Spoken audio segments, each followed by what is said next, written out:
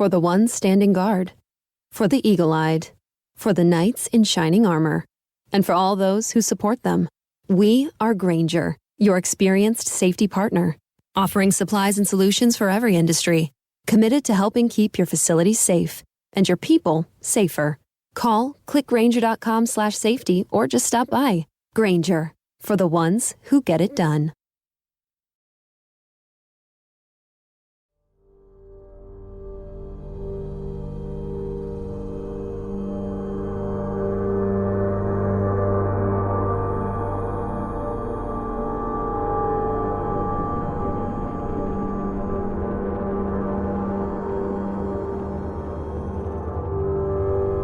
They claim that our eyes will just be created a slightly different from what they are. We talk, we see things are not normal.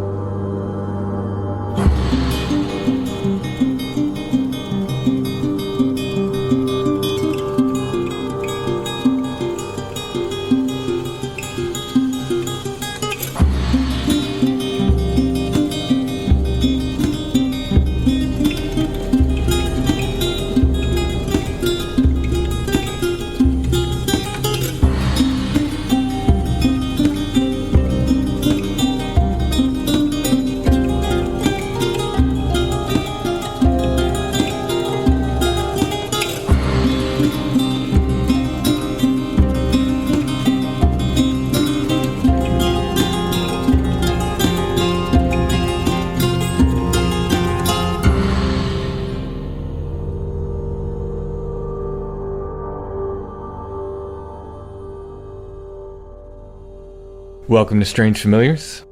How you doing tonight, Allison? I'm doing well. I want to mention that in our Etsy shop are the Bigfoot thank you cards, note cards, greeting cards. You could use them as Valentine's Day cards. I did use one as a Mother's Day card and one as a happy birthday to my nephew card. They're very useful. They're blank inside. It's my Bigfoot holding a big heart design. They've been very popular. The first print run of these cards literally sold out in one evening, basically. I listed them. I knew I ordered too few.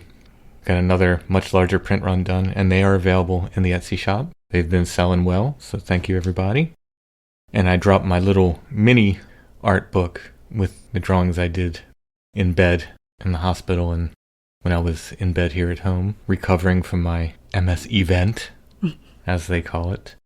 I dropped that off at the printer yesterday, was it? So that should be coming out soon. And that'll just be a little kind of digest-sized booklet, so it won't be as expensive as my other art book, certainly. All right, tonight's show, we're continuing with Mike's experiences of Bigfoot or Bigfoot-like things, a lot of Class B stuff. Goes over his experiences in Arizona. He talks about a close encounter with a bear, which isn't really Sasquatch related, but he kind of mentioned it offhandedly, and I was like, well, I want to hear the bear story. Yeah, since we're talking. And he collected a bunch of his friends and family's experiences with, again, Bigfoot and Bigfoot-like things, whatever they may be. So he tells us those stories as well. Before we hear Mike's story, though, I want to talk about our wonderful sponsors, 90 Days to the Perfect Puppy. No matter what issue you're having with your puppy, if it's mouthing and biting, or if it's help with potty training, if your puppy is exhibiting fear and nervousness, barking too much, chewing on furniture or shoes or other things the puppy shouldn't be chewing on, if you need help with crate training, hyperactivity issues, leash training, and more, 90 Days to the Perfect Puppy can help you. They have a relationship-based approach to training. They help you and your puppy become perfect for each other.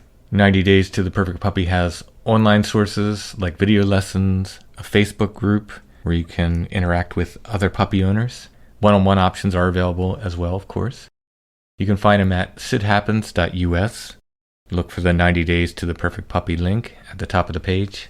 Let 90 Days to the Perfect Puppy help you understand how your dog thinks and apply proactive training methods so you and your puppy can become perfect for each other. Again, find them at sithappens.us. Look for the 90 Days to the Perfect Puppy link at the top of the page. And now let's hear part 2 of my talk with Mike.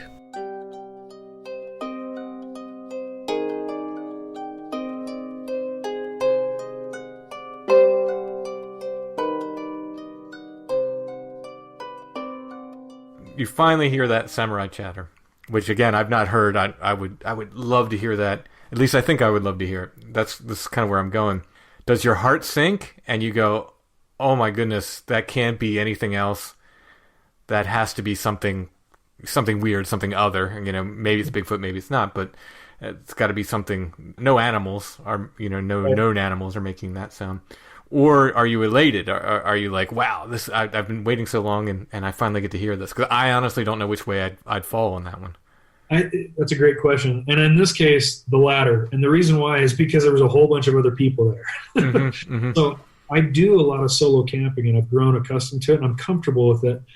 And I'm still can get kind of a little get the willies a little bit, like in the middle of the night. And a lot of times if I'm going for 2 or 3 nights, because I've got flexibility with my work schedule and I can do that, sometimes, I try to make it a point to have somebody else up there with me, just for safety reasons. I'm pretty remote, but also just to kind of enjoy that with other people and that kind of thing. But a lot of times the first night or sometimes 2 is just me. If I heard that and it was one of those nights, yeah, I think I'd be a little bit like, maybe that wasn't something I was so eager to hear. But the fact that, I had, there's 4 or 5 other tents up there. Right. I think that made that very different. Because I think now having heard it, it's so distinctive. It can only be that or a person making that sound. It's either that or the ghosts of samurai past. The elusive Mogollon samurais out there talking to each other. I don't know what else it would be. There's no animals that make. Here's the other thing too. In context of those elk bugling, and when a bull elk, for listeners that have heard that many times, and especially those that are hunters or anything, a lot of times bull elk. I almost think the reason why I heard this is when a elk bugles, it almost sounds, if you haven't heard it, it almost, some of those accordion style straws that kind of go into like a plastic cup that you'd go and do refills with, right? Oh yeah. Mm-hmm. When you blow on it and it makes that kind of that whistle sound. Yeah. It's very similar to that, right? It starts low and it sounds like you're blowing on one of those things. So it has kind of a whistle quality to it, but a lot of times a bull elk and rut will end that with a grunt. So it'll go kind of a thing, right? Mm-hmm. So to your earlier point of huffs and grunts, and there's deer snorts and all those types of things. It's almost like, so these elk were still going, right? These elk were going off. The elk bugles were going off. These whistles were happening kind of intermixed with that, but they were very different. But it was almost like audio camouflage. And I almost think that the samurai chatter may have been similar, because while it was clearly not an elk grunting, it didn't sound like that at all. It had consonants to it. It had some kind of like language quality to it, I guess. Mm-hmm. It almost sounded like if a dad was telling his kid to like knock it off, right. Or telling somebody who was being stupid it was like something was getting chastised, but it was just like, it was that almost Asiatic sounding kind of a thing. It was just weird. Yeah. Just 3 or 4 kind of consonants, and it was loud enough that it had an echo to it. Wow. You kind of heard it reverberate down into the kind of the canyon that was several hundred yards away from us. But anyways, just a lot of structures, active, kind of consistent stuff. I think one of the other things that, just for what it's worth, what's interesting about the area is the Mogollon Rim, because the area is so prone to brush fires, the Forest Service does a lot to kind of keep the underbrush cleared out. Mm-hmm. It's just fire fuel. It's just kindling waiting to happen. So I say that because you can see through the forest quite a long ways when you're up, barring any changes in elevation and where there's little canyons and draws and hollows and stuff like that. In a straight line, you can see through the forest quite a ways, because you have these big ponderosa pines, which drink a lot of the water anyways, but a lot of the underbrush, unless we've had a lot of heavy rains, we'll get ferns that'll all of a sudden pop up, and they'll get huge, and you'll get like an undergrowth of ferns that they just kind of they won't clear those out because they're done in a season. Mm-hmm. But I say all that to say that I think that daytime sightings are super rare around here because the concealment, the methods of concealment in some of these areas is really limited, right? It's really about terrain more than it is about vegetation. So again, going back to that castle and moat theory, if they're moving around and keeping things to kind of obscure their view or their method of travel or whatever, other than some blinds or some of these structures that they'll use for kind of concealment, I think because of that, they are very circumstantially nocturnal around here anyways. Mm-hmm. You know, versus other areas that I've been in Washington State. I did a lot of military training out there in some sketchy areas that I know had to have activity. I got jumped by a black bear that exploded out of the shrubs right in front of me just because it was so easily concealed. Wow. You know, one of the thickest places, scariest, eeriest places is in Texas, in East Texas, around the Trinity River and big thicket areas. Mm-hmm. Completely unnerving because it is a wall. Everything around you is a wall of vegetation. Spiky, thorny, viney, grabby vegetation that, you know, when I've heard other people talk about all those experiences that in East Texas and how aggressive supposedly that they are down there and everything. I've been in those areas and I don't last very long. You know, I won't solo camp, but I've been in there for several hours late at night, sitting in a vehicle with windows open, and I've tried to get out of the vehicle, and it's just unnerving, like to the point of like needing to leave. But I think that some of those areas where you have that thicker vegetation and things can get away with doing more daytime. There are some documented daytime sightings, a handful of them up around the Mogollon Rim and going up into the White Mountains.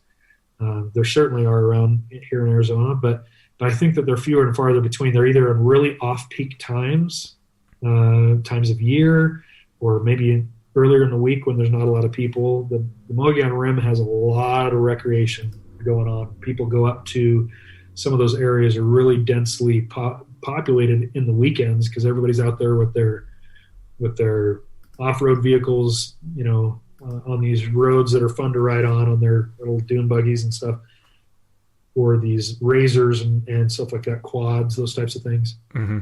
Which is why I go to these other areas that don't get frequented at all by those people, because it's like rush hour for campers in some ways, you know? So I go away from all those people where I'm more likely to see not Bigfoot but wildlife and nobody.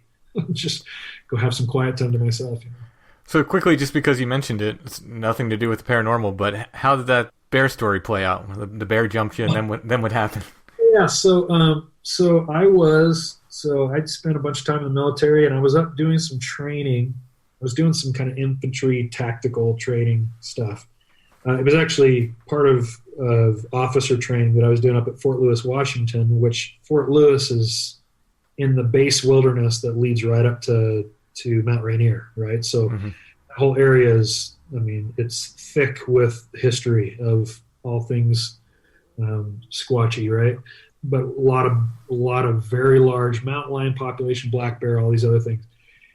We were out doing these little kind of recon things during the daytime, and we were split off in pairs. And I was with a guy actually out of Florida, big athletic guy. I think he played college lacrosse, something like that.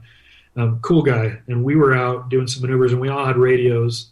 We were kind of doing these tactical kind of training operations. And we would get these stand down orders where we could just kind of have to stay in place and wait till they told us to kind of move to the next area. Mm-hmm. So we were kind of getting into place, and we were supposed to stay tactical and kind of laying down and hidden and you know, kind of maintaining tactical movement. But we had been sitting around for like 2.5 hours, and we were really bored. So we kind of both got up, and everywhere up there's blackberry and raspberry bushes everywhere. And I was literally like, I'm going to kind of sneak over to that hedge there, and I'm just going to grab some berries. And he said, me too. And, you know, this was probably 25 feet away from where we were, and we're full on picking berries. And out of this berry bush was probably 12 feet high and about, I don't know, 50 feet thick. I mean, it was huge. And we're just picking what we can and just eating them right off the plant. And as I'm picking one, I hear kind of a rustle in the bush. I'm like, what was that? and he kind of stops and looks at me too, and just in an explosion of movement, an adolescent, it wasn't very big, it was chunky, but you could tell it wasn't full grown. An adolescent black bear exploded out and it was face to face with it. I was probably 2 feet away from it. It was bristling. It was kind of bowing it was trying to do its best grizzly bear impersonation, a little black bear. It was kind of bowing up and snorting, had these I never forget it. Seeing it in person like that, I was like, their eyes are so squat and beady. And I was just sitting there snorting, and it reminded me like a little small breed of a dog that's, kind of trying to be huffy and uneasy at the same time, just kind of snorting. And the funny part was the guy that I was with, who was, I'm about 6'1", he's about 6'5", he's a pretty lanky guy. He literally jumped into my arms like like he jumped, like I caught him too. It was like a TV, it's like something on a movie. He's like, ah! And he jumped and immediately was embarrassed and jumped out. And I was like, what am I supposed to do? Holding your big frame. And anyways, he jumped down and the thing just kind of backed away and trotted off. Nothing happened. We didn't get hurt, or it just was kind of posturing with us. And did you have live ammo? Should you need it, or no? We had blanks. I figured. Yep. Yeah, we were doing kind of active stuff. But yeah, it didn't turn into anything other than almost scared the feces out of us. But yeah, maybe blanks would have scared it if it came down to that. But wow, I think so. I think the noise would have done it. I think we kind of yelled at it and it kind of ran away. But still close enough. He's from Florida originally, and he's like, man, I'm not scared of gators at all. But he goes, I was scared for my life. And I was like, man, if roles were reversed and a gator jumped us, I'd have been jumping in your arms. Yeah, I guess it's more down to what you're used to. That's right. So. Well, speaking of bears, tell us the story of finding the bear carcass. Oh, yeah. So this was kind of an interesting one. So this is there's actually a lot more wilderness areas in Arizona than people know, or typically, unless you live here. The wildest area, it's actually an area where we have one of our ski resorts too. It's way back in, I would say way back, but it's back in, there's a couple of the Apache Indian reservations. There's San Carlos, which is eastern Arizona, and then north of that's the White Mountain Apache Reservation. Those White Mountains, that's where we have a healthy black bear population. That's where the best fishing is. That's where you get up into some of the forests, where you're getting into higher elevation forests and some of the stuff like you'd find in Colorado and some of these other areas. And my son and I, we were in a town down off of the reservation called, I don't know, we rented a cabin just for our family to get away. And I took my son to go up to this lake called Holly Lake, which is on the reservation. It's a pretty well-known lake, and go up there, there's eagles up there, and there's osprey and all kinds of cool stuff. A lot of wildlife up there. It's also the area like where the coldest recorded temperature in Arizona is. It's remote, it's high elevation, it's up there a ways. And as we were getting close back there, I was keeping my eyes peeled. Now I can't help it, right? We're driving back on these switchbacks to get up to this lake, and there's a couple little turnoff roads that I took note of that I wanted to pull off after we left the lake. That I wanted to look at some stuff. And I've got a lot of cool pictures of some crazy, this is where I saw some structures that had a lot of human litter kind of incorporated randomly. Like a piece of corrugated tin roof just kind of strewn in there, which my first thought was, oh, people. Right. And you got back there and you started seeing just, again, that just very different from how people might make a structure. Right. People make a structure to kind of, block out elements, and they're just not as strong and as tough as we've already talked about at length. So we found a few of these, and then I went, as we were kind of leaving the lake and going back down to the cabin to meet up with the rest of the family and make dinner and all that. So we'd been gone for a few hours, but I went off on one of these side roads, and I was just like, let's just go see if we can find something. And it was actually really cool because, first of all, Arizona doesn't have a huge bear population, but those people that are out, if they are hunting bear, they're taking especially a bear skull or the hide or anything like that. I'm not saying bears aren't out there dying of natural causes, but it's hard to find a bear carcass, period. Oh, yeah. Anywhere, any place, even even up in Alaska where I've been, and I've got a good friend who lives up there and he hunts black bears regularly, where they're a nuisance animal. There's not even a bear season in some of these areas.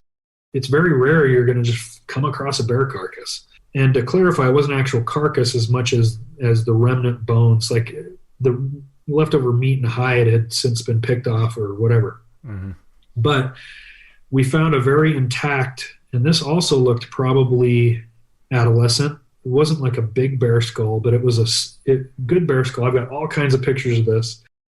Intact, but it looked like something across the bridge of its snout had been crushed or had blunt force trauma that hit there. I couldn't see the rest to see it. It very well could have been something natural or whatever, but this was off of any road. I was finding some of these tree structures with my son. He was looking at me weird when I was doing a few kind of hollers. Just, I was just doing a couple howl kind of and whoops. He's like, "What are you doing?" And I'm just like, "I'm just checking to see if we hear anything, answer back." Okay. And, I've since kind of talked to him a little bit about Bigfoot or whatever. But, we're kicking around out there. And then that's when we find some bones, and eventually we find that skull. And like I say, right across on the bridge of the nose, part of the nose where the nose cartilage and everything, obviously, if you take the skin away, the skull shape is different than it looks like with the nose, right? Because of the cartilage and the soft tissue that rots away or can be easily kind of biodegradable or whatever. But the bridge across just below where the eyes are, leading down to that opening where the soft tissue and the cartilage and everything on a bear's snout would be, that bridge of the nose had been crushed by something. Not crushed, but had been like, it looked like if you or I took a big heavy bat or an aluminum bat and smacked it across the head of a bear, I guess. Or that's what it looked like. It got hit. It didn't look like it got hit after it had died and it would have been sitting there, because it was laying on the side. The skull was on its side. So I'm no forensic expert. Right. Who knows? Yeah. Maybe a random passerby that was completely off the trail like we were saw that and smacked it. But we picked that thing up and we still have that bear skull. Awesome. It's sitting out in our garage. So who knows what happened with it, but it was around this area that had a lot of structures, very, very remote. It was like off of a logging trail that I just randomly turned off on. And then we had walked through this big clearing, and we were probably 500 yards from any trail or road or anything. We just went just straight cross country, and we randomly came across it. And my son's super fascinated by bones and fossils and dinosaurs and all that stuff too. So can we keep it? Yeah, let's keep it. We'll clean it up, take it home, and we did. The canines were still in the lower skull had kind of been detached, but we got a lot of the other kind of bone pieces and stuff. But we mainly just kept the skull. Yeah, that's wild. Yeah, large predator skeletons are pretty rare to find. Yep. They really are. I don't know. I've found obviously deer besides not just roadkill, but it's very random, or maybe livestock that was on some wild range that got loose, or like a sheep or something like that. But one of the things actually also on the video of an American Fork, and if anybody cares, I'm not trying to promote it. I really don't care. I'm not really putting a lot of content on there, but it's AZ Squatch is the YouTube channel, and one of the ones, I think it's titled Sasquatch Throws Rock or American Fork Canyon or something like that. On that same one where that rock was thrown that you could hear and whatever, we came across, and this was something too, I've definitely come across areas where scavengers like coyotes and even porcupine that'll eat the bones for calcium and these types of things. Animal carcasses that have been hit by animals, they're scattered. It looks like almost like a bomb went off, like or a grenade went off. Like there's stuff everywhere. It's not like a neat kept kind of a situation. When we were going back on this video, we filmed this too, we came across this very interesting structure. So we'd seen several structures, but we found one that almost looked like a small, size for one dwelling kind of a thing. Maybe not a dwelling, but like a shelter, like an actual shelter that had collapsed, or looked like it had been collapsed with real heavy dense stuff. We were looking around and filming and talking and thinking out loud on the video and everything. And right behind it was a deer hide that was clearly from something that had eaten the animal, not from a hunter. You couldn't even hunt in this area. This area was not a hunting area. Mm-hmm. And in a fairly neat pile on top of the stripped hide was bones, like all gathered together. And I've heard this multiple times before. I've heard this from other people. I've heard this on many interviews, that people that may come across an area or an area where they think that feeding has happened, is that it'll be more organized than if like a bunch of scavengers got a hold of the carcass and stuff scattered everywhere. Mm-hmm. And you can see it right there. We're videotaping it as we walk up on this thing, and it's like this hide is laid hide side down, fur side down, and on top of it is a fairly neat arrangement, not like just like a neat pile gathered kind of these bones all kind of together from this deer sitting on top of this hide. Wow. Yeah, that's not normal predator behavior. And usually even squirrels will just because of the number of skulls I find, we have inside and outside skulls. And the outside skulls, the squirrels will take and drag all around the yard and chew on them and stuff. They love chewing on bone. Yeah, get their calcium intake. Yeah, a lot of. I mean, I think that there was video recently that somebody popped up. They're like, what the hell is this giraffe doing? And giraffe was eating a carcass, was eating bones off a carcass, somewhere somewhere in Africa, on one of the game preserves. They're just watching this giraffe with a rib cage in its mouth, 20 feet up in the air, chewing away like chewing its cud. Yeah, it happens. So do you have time to go over some of these stories you collected from friends and family? I do. I mean, if I'm not wearing you out, there's some interesting ones. I'll try to go through these quicker. Yeah. Speak very visually. I apologize. I can think out loud. That's fine. That's fine. I don't rant too much. So yeah.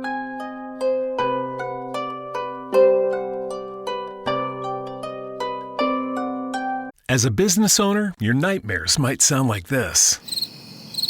But advertising on Katz Digital can turn your nightmares into this. Hi, how can I help you? I'll be right with you. You see, Katz Digital is the only true audio anywhere advertising. You'll be talking directly to your customers on any device, any place, and any time while they're listening to music, talk shows, and podcasts. Now that's a great dream. Wake up your business at katzdigital.com. At Zenni, you get the same quality frame and lens options that you'd get from an optician for 1/10 of the price, including blue blockers, progressives, prescription sunglasses, and more. The best part? Try on any frame, anywhere with our 3D virtual try-on. Zenni.com. Eyewear for everyone.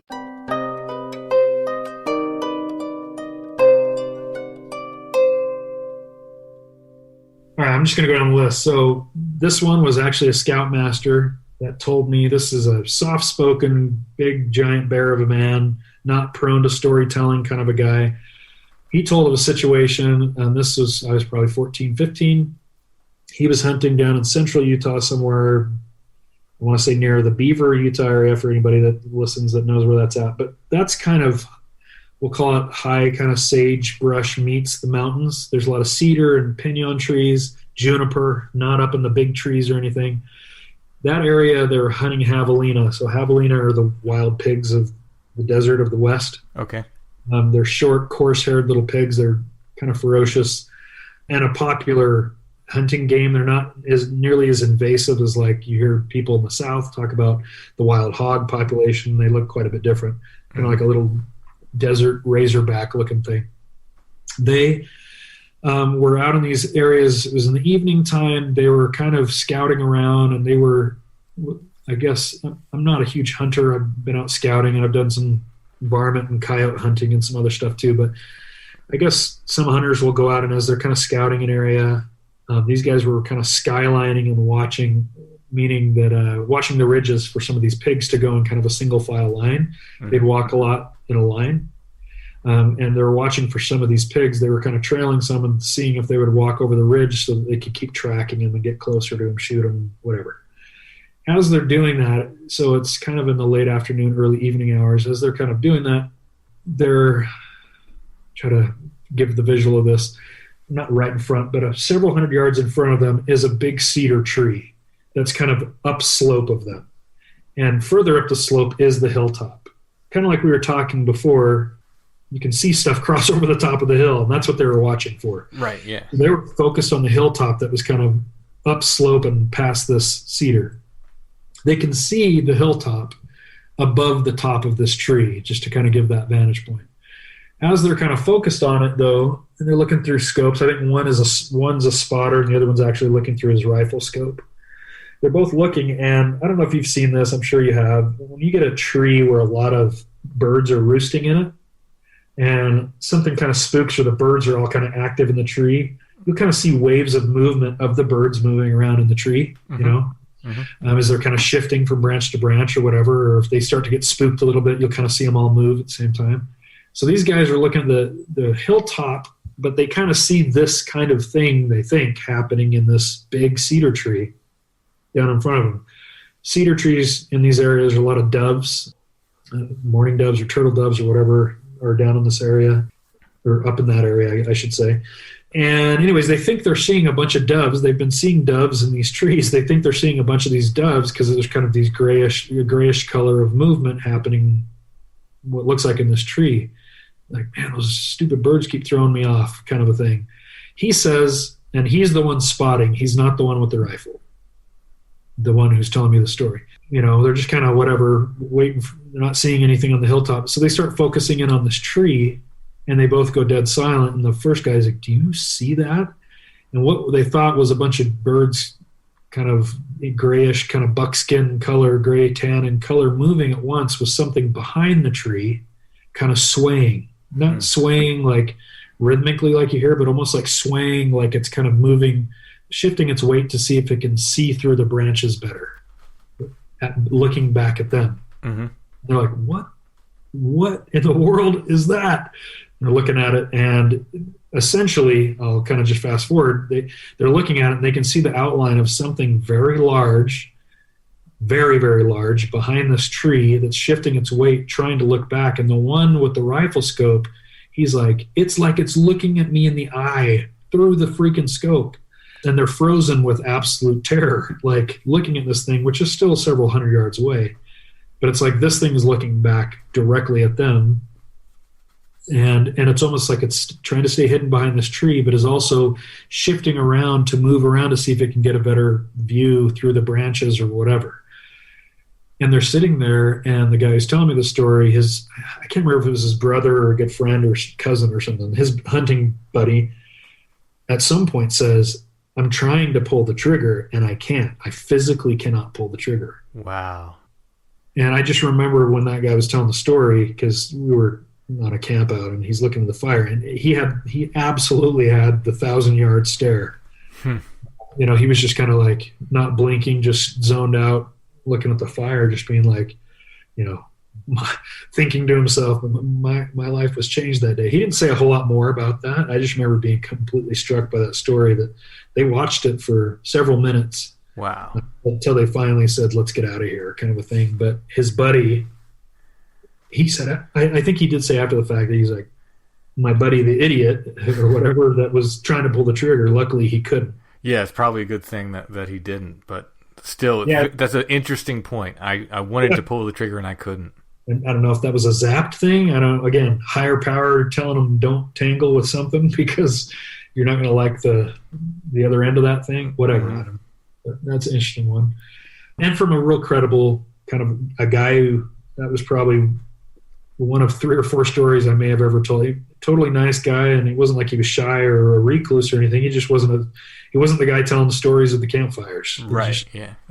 And a few of the guys had already gone to bed, and it was like he finally worked up the nerve to be like, all right, well, you guys are all 14 and 15, so I guess I'm not going to get too much persecution from you. Probably the only time, or one of the few times he ever told it too. That's the way it usually goes with those guys. It felt that way, certainly. Yeah. This next one's probably one of my favorite ones. So I, like you, Tim, am a musician, or was, and performed a while.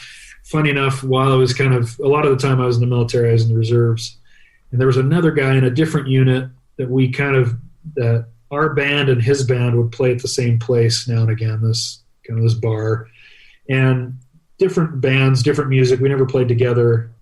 We were kind of a rock, a little bit more popular rock. Those guys were a little bit more like heavy metal, hard rock kind of band. But I befriended their drummer. John was his name. Really cool guy. And until I got to know the guy, he was a super intimidating guy. He looked like a gym rat. He wasn't tatted out or anything, but just a big guy. Just looked like he was mad dogging everybody when he'd look at you, just kind of a resting jerk face kind of a thing. So I got to know him, and he was total softy. But he told me, I don't know how we got on the subject, but after I befriended him a while and we realized we had, a bunch of stuff in common, we were talking, and somehow we got talking about weird things, camping in the woods, whatever. I can't remember. We got on the subject eventually of Bigfoot, where he talked about, he grew up in that Cache Valley area, but I think he grew up in southern Idaho. Either way, one of the wildest parts in all of Idaho, you have the Island Park area, which butts right up against like the Tetons into Yellowstone and that. But in the central part of the state, very, very wild country in the Sawtooth Mountains. He told the story of his grandpa, who was, I think he had a foot out the door for retirement. Like he was just about to retire. And he had fond memories of during the winter time that a lot of times that over like Christmas vacation or something like that, they'd go up to visit grandpa. They'd have turns, the grandkids, where they would go and stay up. And he was at a remote location, like a cabin where you parked down off of a highway and you had to take a snowmobile several miles up to where he would stay. I don't know what the purpose of him being tucked away in this area in the wintertime was, other than maybe he was checking on certain areas. I don't know if it was snow melt, some functional reason, practical reason he was up there, and was kind of tired of it. Like I say, he was about ready to retire. It wasn't a very enjoyable thing, but he was just a hardworking, salty old Forest Service guy, right? And he said that one time they were out there, and he said, again, I don't know how his grandpa kind of approached it with him, but basically he's like, I have to go check on this area. You're going to come with me. It's going to be cold. We're going to take the snowmobile out, and listen, there's some weird stuff that can happen up here. I don't want you to be frightened of anything, whatever. Kind of gave him he didn't really prep him for anything, didn't say anything about what he was going to see, but just said, hey, just hold tight. When I get off, I'm going to quickly go check this area. It's just going to take me a minute. You stay on the snowmobile, and then we'll jump. I'll come back. We'll turn around, and we'll head back to the cabin. But it was a few miles away from where they were staying, further up into the woods. Well, anyways, they go up to this area. It's kind of afternoon, in the wintertime, in those higher latitudes, wintertime or nighttime comes pretty quick. So, 3-4 o'clock is basically evening. And he said it was evening. It was super cold and crunchy snow, from having been iced over, no fresh snow recently or anything like that. And they go back into an area where there was kind of a clearing. And he said in this clearing, what was weird about this clearing was that on the back side of this clearing, there was a dozen or so trees, whatever local little pine trees or whatever, that had been there was like a dozen of them that were twisted together in kind of a crescent shape, meaning there was like at the end, like a backstop of this clearing was in like a half circle where like two trees would be twisted up. Then next to it were two more trees that were twisted together that had grown twisted together. Like they had been forcibly twisted or grown that way. Right. He just said, I remember that being very strange and it feeling like a very weird area. And by the way, I want to say he was probably in the 11 to 13, somewhere in their age range. And he said when they pulled into that clearing, his grandpa just stopped. He said, no, just hold tight and don't make any noise, kind of a thing. And he's listening there. And then he says his grandpa was just looking back at that little semicircle of trees. And he said that over kind of on one side of the tree was, I don't know, some kind of I really don't know. I can't remember what he said. If it was like a box, not a box like cardboard, but like a permanent box that stuff you might put stuff in, I guess, something, some kind of a storage box, and like a wooden one or something. And his grandpa was just kind of waiting, almost like he was just kind of making sure everything was safe. And he said, "You know what? Walk with me." And he started to walk with him, and they got almost to that box, and they heard some other stuff moving around them on the edge of the clearing. And they could kind of see, I mean, in the wintertime, you can see through the trees quite a ways, right? When all the leaves are down. And even with evergreen, you can see through because a lot of the underbrush and everything is snowed down. Right. And he can see movement moving around some trees. And he's like, and I think he says, "Grandpa, what's that?" or something of that nature. His grandpa's just like, "You know what, stay here." His grandpa kind of trots over. I want to say they even had snowshoes on, maybe. I could be wrong. But he trots over, puts something small into that box, and he says, "Let's go. We got to go now." And as they're walking back to the snowmobile, he's looking back over his shoulder and is immediately chastised by his grandpa. He's like, "Don't look. Go back to the snowmobile." And he starts to see multiple Sasquatches coming out of the trees into the edge of the clearing from all sides. Wow. 4 or 5 of them, I want to say. He's scared, and he's like, scared, stunned, and at this point his grandpa's just kind of dragging him by the hand, getting back on the snowmobile. They start that thing up, and he's like, "Don't look back. We're going to go. You just stay tight. Everything's going to be okay," kind of a thing. And if you can kind of imagine him kind of hugging onto Grandpa, sitting behind him, and he's looking to the side while his face is pressed up against Grandpa's back, kind of a thing. And, scared out of his mind, what in the world did I just see? And as they're kind of pulling out of there, and he didn't tear out of there, he pulled out of there quietly and softly, almost respectfully. And as he's going by and they pass by one of these big trees on the side of the little trackway that they came in on, there was one right behind a tree that he got a really good look at. But the thing was shifting to keep the tree between him and the snowmobile, right? So as they were slowly going by it, it was sidestepping to keep the tree. So he said, "I could totally see shoulders on either side, but keeping the tree between him and the snowmobile." And after they got about, 10, 20 yards or whatever out of that immediate area, then he picked up speed, and then he was full speed out of there. Wow. But he said it scared him. He said he never wanted to go up there again. Oh, they got back to the cabin, and his grandpa said, "You have any questions about what you saw? Because this is the only time I'm ever going to talk about it. You can ask me." Oh, wow. And he goes, "We're never talking about this again. You pretend like you never saw this stuff." And he asked him what he was. He goes, "I don't know what they are, but they've been here, or I've seen them many times." I don't think he asked him what he was doing. I think he said in hindsight he felt like he was, I don't know if he was giving them something or what, but he was placing something. But he said that area is a little spooky. It's a place that they go. It's special to them, almost like it was like, I don't know, maybe a sacred area or an area of some importance to them. They kind of had manipulated the trees the way that they had, so it had, it had a very unique look to it. The way that they had, there was these 12 or so pairs of trees. Don't know the significance other than it was just very recognizable as very different, the way that those trees had kind of been twisted as they've grown together, upright or whatever. So really like that story. But when he was telling me that story, though, this grown, massive weightlifting guy, I mean, he was sobbing, which he was really embarrassed about for a long time after that. Oh, no, I've seen it. I've seen these hunters and these big, tough guys, biker-looking dudes shake and it's, the tears running down their cheeks and they're just shaking as they're telling you these stories. Yeah, it was. I mean, he was rubbing his eye. "I'm sorry, man," trying to laugh it off. It's so stupid. I don't know why. He's like, "That's the first time I've told that to anybody in a long, long time." And man, it's just like it. And it was just like he kind of the same thing. He wasn't even kind of looking at you while he's telling the story. He's just kind of staring off, being like he's reliving. It was just he went to another place and took me there with him for a minute. It was. I remember just coming out of that, being very changed by that. I was just like, no way. Yeah. I totally know they exist. Yeah, those are some of the most powerful. It's like the grown men that come up and are so shaken I know for Allison, my wife, have been some of the most convincing for her, where she's turned to me after they've told their stories that, this is at a paranormal convention or whatever.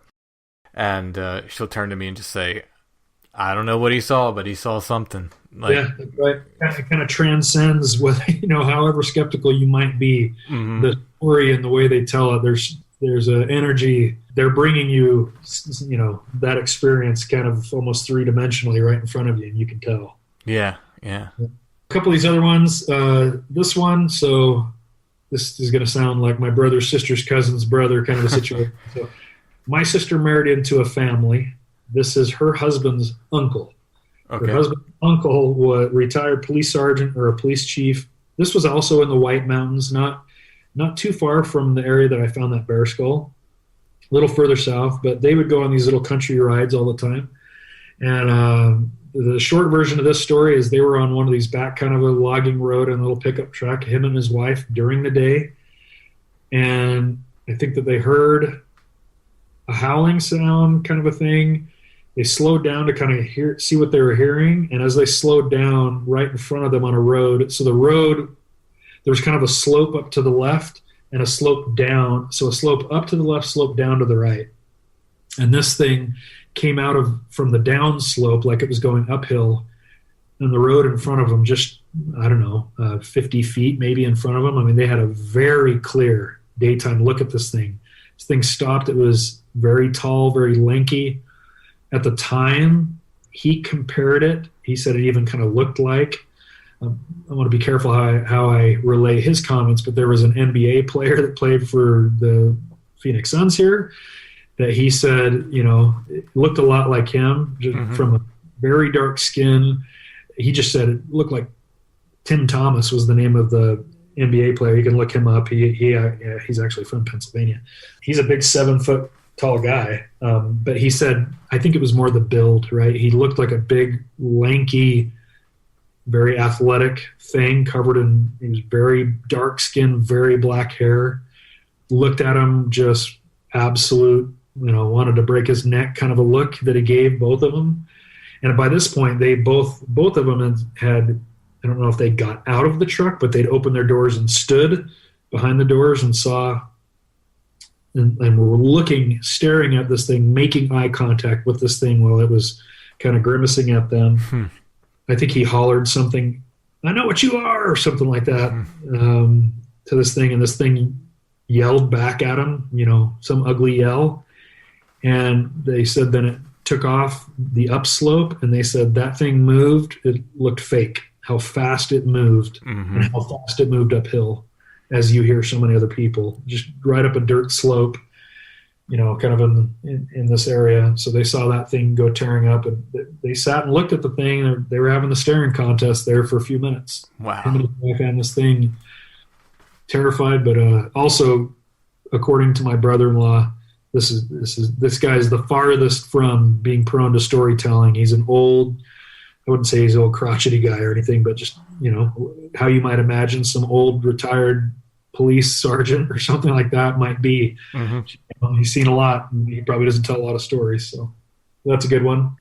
My nephew, so the one who was with me when the rock got thrown and when we found that weird deer carcass and we found all these structures in American Fork Canyon in Utah, he used to kind of laugh. So when we had family gatherings and if Bigfoot came up as some fascinating topic at a reunion or something like that, he'd be like, Bigfoot doesn't exist. He was almost, I wouldn't say he was rude, but he was pretty boldly skeptical. He's like, it's a bunch of crap. Well, he was trying to get a job, or he was getting a job somewhere up in the Seattle area. He'd moved up there on his own. There was some holdup with his job where he had to wait. There was some delay where the opening that he literally packed up and left.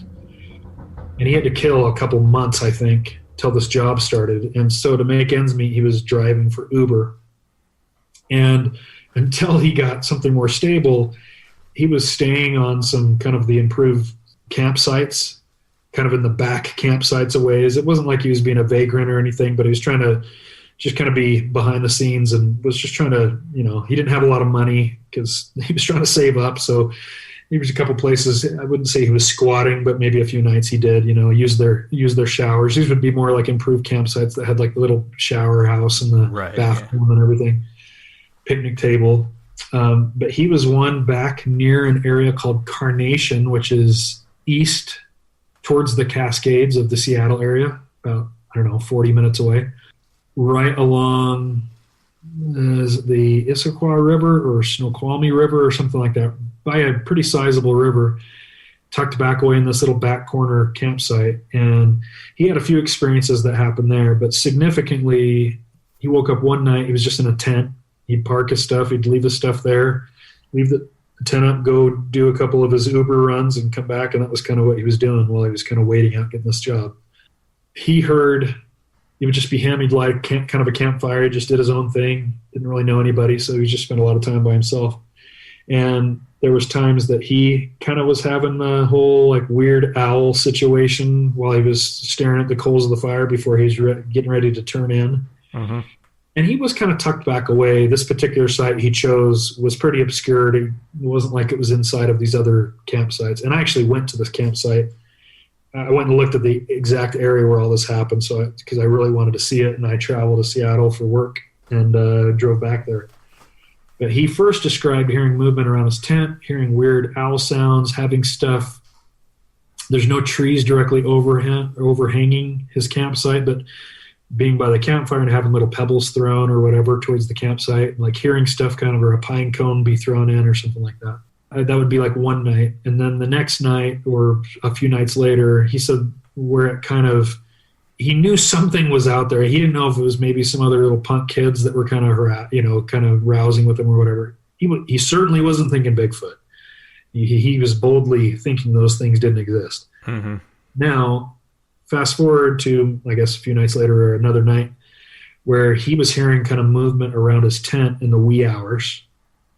Again, was getting to the point, I think he kept I think he had a bat, or he may have had a sword or something. He didn't have a firearm or anything, but he had, it was getting to the point where I think he was getting ready to say something. And he started moving around. He sat up in his tent, maybe working up the courage or something to say something. And then he heard the thing kind of trot off, big steps, heavy. But the river that he's not far from, I'd looked directly at that river, and right off the bank, it immediately goes deep. And that thing is flowing, and it's a sizable, it's a good 50 to 80 feet across this river, maybe more.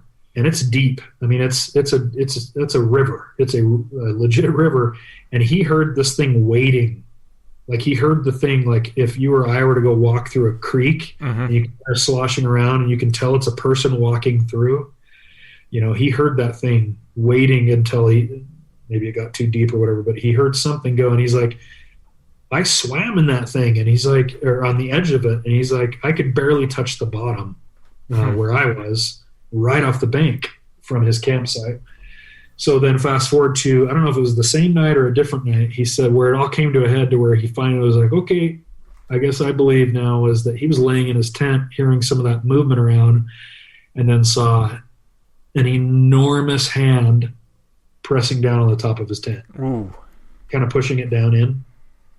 And he said, like, I think he compared it, or maybe I compared it after he told me this, to like a catcher's mitt or something. If you could spread the fingers out, it was banana hands. It was huge, big hand kind of pressed down, and he saw the outline of the hand kind of pressing in. And I think he left everything there, immediately jumped in his car, drove to go somewhere else to sleep in his car, and came back during the day and packed up. And that was the last time he was staying in that campsite. Wow. Well, we're getting to the upper edges of time here, but I do want to, I'm always fascinated by these family experiences. So if you wouldn't mind jumping to the Navajo family with the multiple experiences. Yeah, this one's cool. This is fairly recent that I heard this too. So I have a cousin who is a very kind of well-known in the area. She teaches bushcraft and survival stuff. Her and some of the people that kind of she consorts with, including her husband, have been advisors. Like when Les Stroud or Bear Grylls have come and done Survivor Man, or have done, survival stuff down in like the kind of the Badlands area of Utah, which is down near Zions and Arches and Canyonlands and some of these, high desert, really remote, very rugged areas. All kind of in that Four Corners area, right, north of the Grand Canyon. And that's smack dab in the middle of the Navajo Nation. Biggest reservation area of all Native American tribes in the country. Huge, huge area.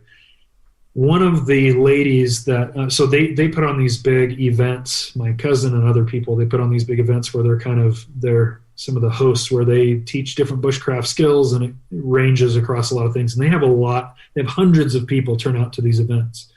One of the people that she has got to know very well over the years, Navajo lady, her and her family grew up, out on the res.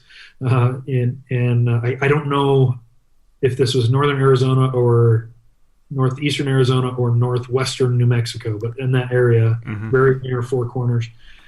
They, in their area, I don't know if you've ever been out on some of these western reservations, but you'll see like houses, trailers, hogans, these yurt-looking things just out there. They'll have tires on the top of their roof to the wind gets going so bad out there, they put tires up there to keep the shingles from blowing off.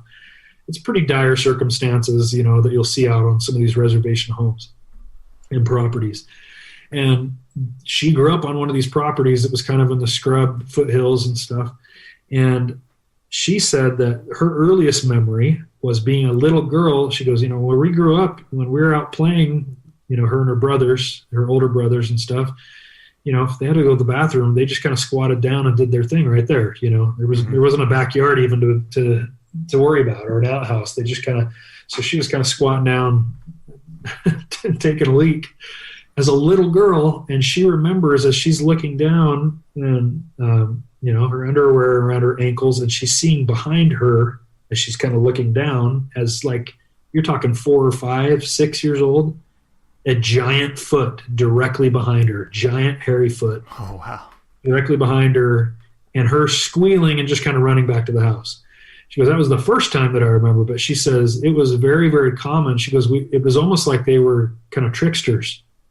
They would come around, and her brothers somewhere on the property had made kind of a fort of a bunch of old, I don't know, broken off pieces of cars. But I know the roof of this fort was the hood of an old truck. Like the big steel hood of an old truck was just the big flat roof of their fort. And when they were back there, a lot of times these things would come around, but they were literally used to this, right? Oh, so it'd be like kind of coming around, they'd hear it kind of throwing rocks, plinking the top of the hood of this thing, and they could see right out, they could see the thing just kind of like hiding behind bushes, or the things, maybe multiples of them. But one time they were in there and they were kind of yelling back and forth at this thing, and they'd get like grunts or yelled back at or whatever. And one time the thing came up, ran up to the fort while they were in it, just run up to the fort and grabbed that. Imagine an old 60s or 70s old pickup truck, heavy steel hood, and threw that thing like a Frisbee. Picked that thing and flung it like a Frisbee and ran off. Almost as if it was like, thought it did it was playing the prank on them, or it wasn't being mean, it was, or even intimidating, it was just kind of harassing them. Right. And threw that thing, and they all go running back, screaming as kids back to the house. The other memory that she had said that she goes, I even remember when all of us were eating dinner, and a couple different times hearing these things getting on top of their house. Walking around up top. But one time they're sitting there at the table and they see the roof start getting pulled up, like, so that they're seeing the sky. Wow. Like, it's, again, poorly constructed roof or whatever, but they're seeing that thing kind of get pulled up, and they're seeing the shadow of this thing. And at this point, it's just regular enough that the boys are now trying to catch it as almost like a game of tag kind of a thing. Which, of course, they never caught him. But the boys immediately are running outside trying to catch this thing, and everybody else inside hears the thing, don't, running off the top of the house, jumping off, hear it hit, and running off in the woods. It was almost like this very macabre game of tag that this thing would play in a very rough, primitive manner. And this person is somebody who knows, I'm sure you've known the name, like Brenda Harris. Oh, yeah. So she knows she knows all kind of the people that are vocally involved in kind of the Bigfoot stuff. But this is directly from my cousin Jill, and my cousin Jill was very well associated. A few things also came from, just while we're on her, this cousin of mine, they also know of a person that in those very remote areas, a lot of them live completely off grid, and they'll literally hike miles and miles without seeing anybody between different groups of people that live off the grid. They're just kind of associated with each other. One of them, her husband, I call Desert Dave, or he's referred to as Desert Dave. He's a well-known desert survival expert guy. Like has consulted some of the guys that are on Discovery Channel when they come into the area as kind of a local expert. He's talked about people that he and my cousin have talked to that have had experiences. One sitting in a fire, completely middle of nowhere, remote place he was spending the night before he was going to get up the next day and hike the rest of the way of wherever he was going. And he started playing pine cone catch with something in the bushes. The pine cone comes rolling in. He looks at it, weird. He throws it back to the bush, just back and forth. They played catch with the pine cone. And then another one, the last one I'll say, is for a period of time, my cousin's husband, that survival expert guy, he used to consult a bunch of these bushcraft primitive survival camps in Northern California in the Sierras, which we all know how notorious that area is. Mm-hmm. And somebody he knew, this maybe in the 70s or so, they were following a creek, and there were some people, a couple was hiking around an area, and they were spending some time near a creek. And this couple noticed that farther downstream, they couldn't really see very clearly, but they could hear people splashing around, and they're like, oh, maybe we know those people. Kind of peeked up, they kind of got to where they could see, and they could see a couple of people like, why is that person wearing a wetsuit swimming in the creek? It was kind of like a deeper, like an eddy or a swimming hole kind of area, water hole area, this deeper part of the creek. They saw a person in a wetsuit jumping into the water and swimming around underneath, and then would come back out and get up on the rocks and jump back down in the water. And they're starting to look closer, and then another person comes out into the opening, much bigger, and then they realize those aren't wetsuits. That's wet hair. Wow. That's laying across their body, that they saw these two individuals, and they watched them for a while, watched them swimming in the swimming hole to the point where they got creeped out and backed off. And anyways, that was about all of that story. Oh, that's awesome, though. So do you make it a policy of just asking everybody, like, you got any cool stories? Yeah, eventually. I'm not leading with it, but I love listening to people tell any kind of stories, right? So sure. Part of how I love interacting, and if I got to know people and know that they spend a lot of time outdoors, and especially if they've been in remote areas, and I'm just trying to get to know their story, I will definitely start probing. And that's how a lot of these, and my family is an extension, my siblings and stuff, not all of them, but I got a big family, and several of us all are very interested and have heard stories from other people too. And yeah, we like to share. Oh, that's great. Well, thank you for sharing your stories. Thank you for sharing the stories you collected. What's your YouTube channel again? It's, I even remember, I think it's AZ as in Arizona, AZ Squatch. Okay. There's 4 or 5 videos on there, whatever. I'm not trying to promote anything. No worries. I'm very impressed with the work there, kind of some rookie stuff, a lot of it just filming with a phone camera, but some interesting stuff. We did, one thing I didn't tell you, it's on one of those videos when we were finding those tree arches on those elk game trails right off in one of those washes. I'm pretty sure we found a track, and we have it on video. It's about 17 inches long. Wow. You can see the toe gripped into the bank as it like it was getting extra kind of purchase on the substrate as it was coming out of a kind of a wet wash. But that's on one of those videos, and I don't know, there's 4 or 5 up there. I've got several more. I don't know that I'm going to upload them. There was some of the stuff I was really getting tired of hearing my own voice talking about stuff. So I quit uploading a lot of them, but I've got tons and tons of photos of crazy structures, and happy to send you some offline that you can share however you want. Awesome. Mike, thank you once again, and we're going to circle back and get some more paranormal stories from you in the future, but thanks for sharing all the Bigfoot stuff with us tonight. Hey, thank you. Thanks for all you do. Really appreciate it. Love your work. Love your approach to the work. I love your historical research. I know it's a pretty thankless thing a lot of times, but just appreciate what you and your wife and everybody that kind of supports you guys. And looking forward to reading your books too. Awesome. Thank you so much. You bet. Have a good night, Tim.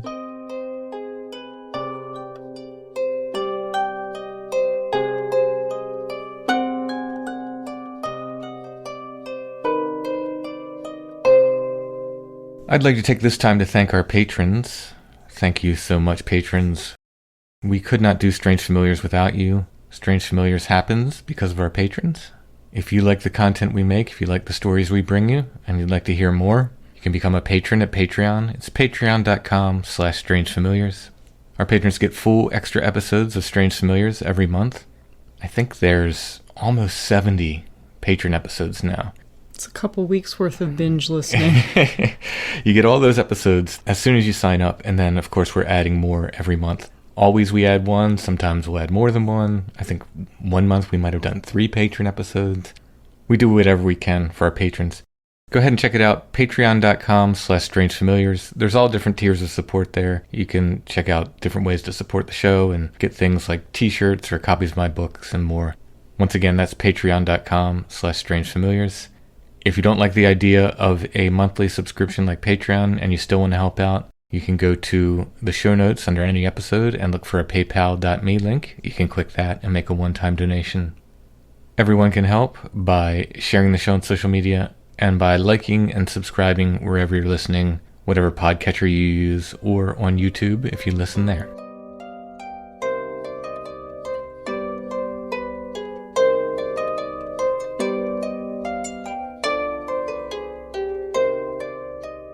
All right, before we get to the photo of the week, we got some thank yous.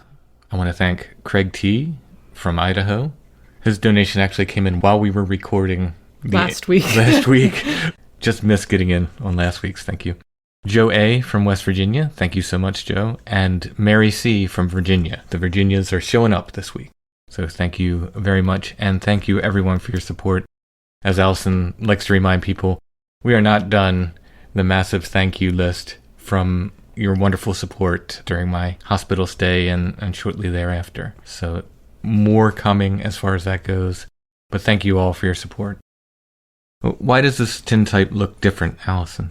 Is this a trick question? I don't know. Like the background looks lighter than most tintypes I've seen. Oh, because it's like it's a little vignette.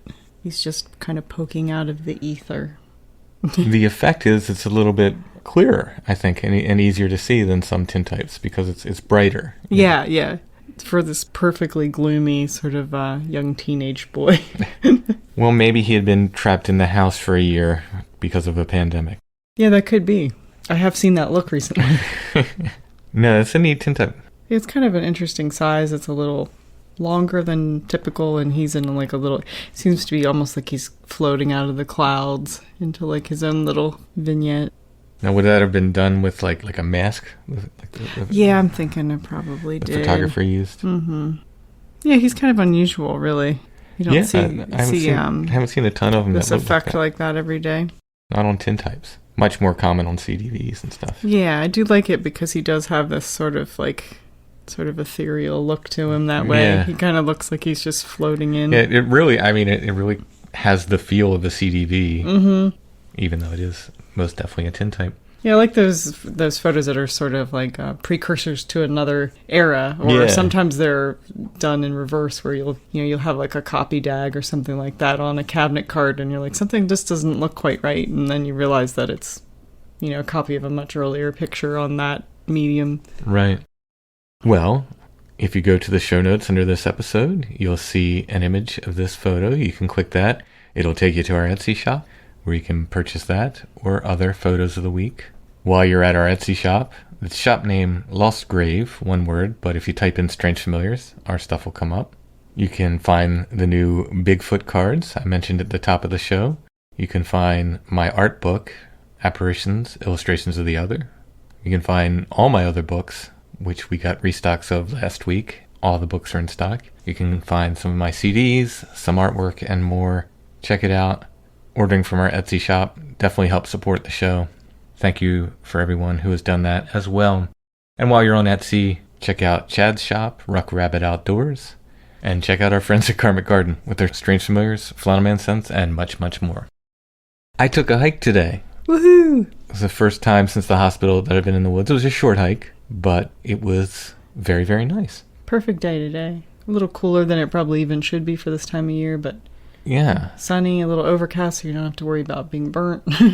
Definitely felt it in my legs. My legs definitely not there yet, but, you know, even a short hike is a good hike. So that's true. Very, very happy to do that. So that is encouraging.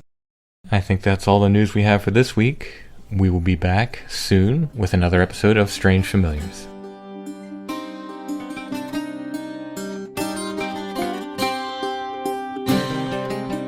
Strange Familiars is a production of Dark Holler Arts, music, books, art, podcasts, and more. Our intro and background music is by Stone Breath. If you want to hear more or purchase music from Stone Breath, you can go to stonebreath.bandcamp.com. Strange Familiars is on Facebook, facebook.com/strangefamiliars, where you can join the Strange Familiars gathering group. We're on Instagram @strangefamiliars, and you can always find us at strangefamiliars.com.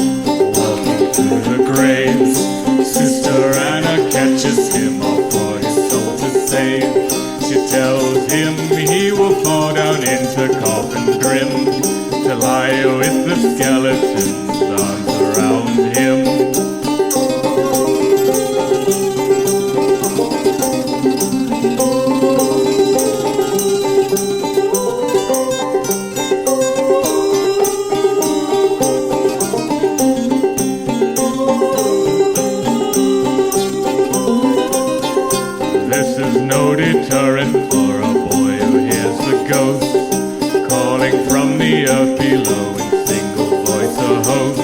He sits among the headstones, singing little songs, while his mother mutters, something here is wrong.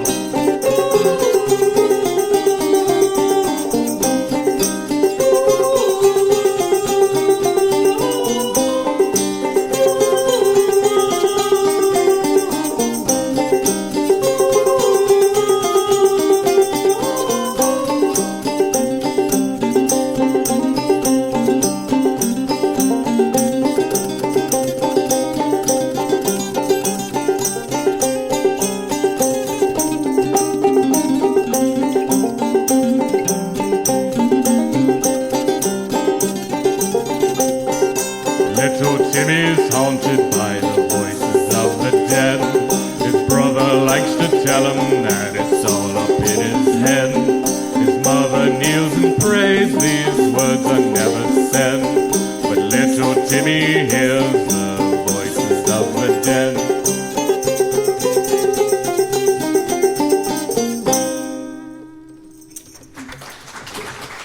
Thank you.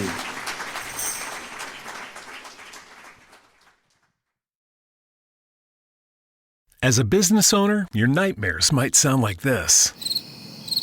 But advertising on Katz Digital can turn your nightmares into this. Hi, how can I help you? I'll be right with you. You see, Katz Digital is the only true audio anywhere advertising. You'll be talking directly to your customers on any device, any place, and any time while they're listening to music, talk shows, and podcasts. Now that's a great dream. Wake up your business at katzdigital.com.